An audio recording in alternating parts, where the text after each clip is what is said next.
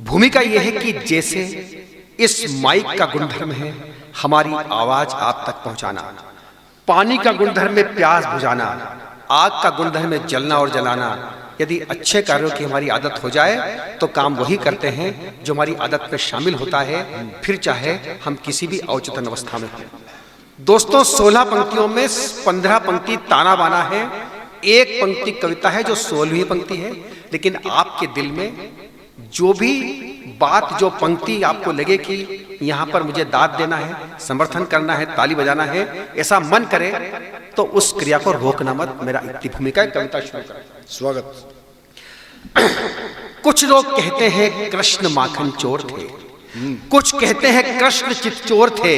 वृंदावन की गोपियां कृष्ण को रंगे हाथ चाहती थी पकड़ना, ताकि यशोदा मैया छोड़ सके अकड़ना।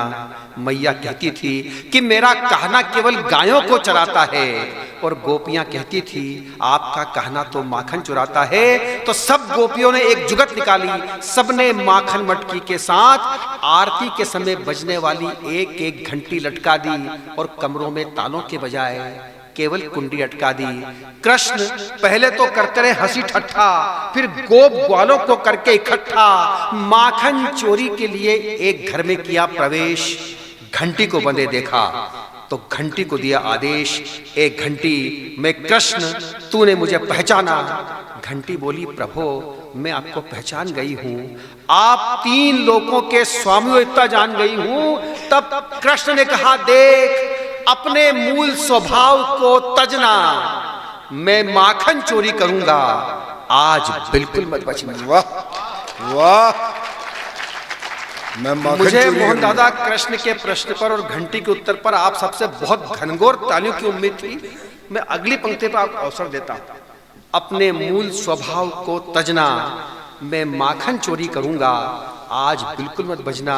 घंटी बोली प्रभो छोटा सा मेरा अस्तित्व बड़ी बिसात नहीं है, और 3 लोकों के स्वामी की आज्ञा की अवहेलना करूं, इतनी मेरी औकात नहीं। वाह वाह वाह। और अब मैं आपसे प्रार्थना करता हूं, तालियों को रोकना समेटना। किसी पंक्ति पर आपका मन करेगा कि ताली बजाना है, उसे इकट्ठा करना। हम आखिरी में राम कृष्ण की आराधना करेंगे। कृष्ण मन सुखा के कंधे पर चढ़े, घंटी नहीं बजी। कृष्ण के हाथ माखन मटकी की ओर बढ़े, घंटी नहीं बजी। कृष्ण ने मटकी को हिलाया, घंटी नहीं बजी। कृष्ण ने माखन गोप ग्वालों को खिलाया, घंटी नहीं बजी। कृष्ण ने दूसरी मटकी पर हाथ डाला, घंटी नहीं बजी। कृष्ण ने मटकी में से माखन निकाला, घंटी नहीं बजी। और कृष्ण ने माखन जैसे ही अपने मुंह में डाला, घंटी बजने लगी। वाह।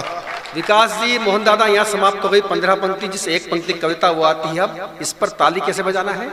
जैसे मंदिर के शिखर कलश होते हैं, आपके सर के ऊपर बजती हुई ताली कितने भक्ति भाव से, कितनी आस्था से, कितनी शक्ति से और कितनी अवधि तक बजती है, ये आपके और भगवान राम के और कृष्ण और कविता के प्रेम के प्रति प्रेम का परिचय होगा।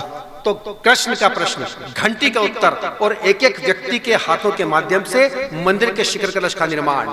कृष्ण है नाराज, घंटी तेरे कारण ही रंगे हाथों पकड़ा जाऊंगा आज। तब घंटी ने उत्तर दिया प्रभो, तब घंटी ने उत्तर दिया प्रभो, सालों साल का मेरा शाश्वत स्वभाव कभी सो नहीं सकता।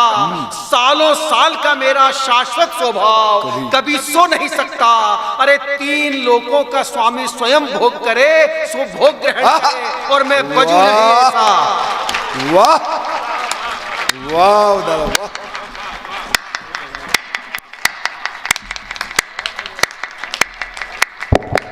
बहुत सुंदर।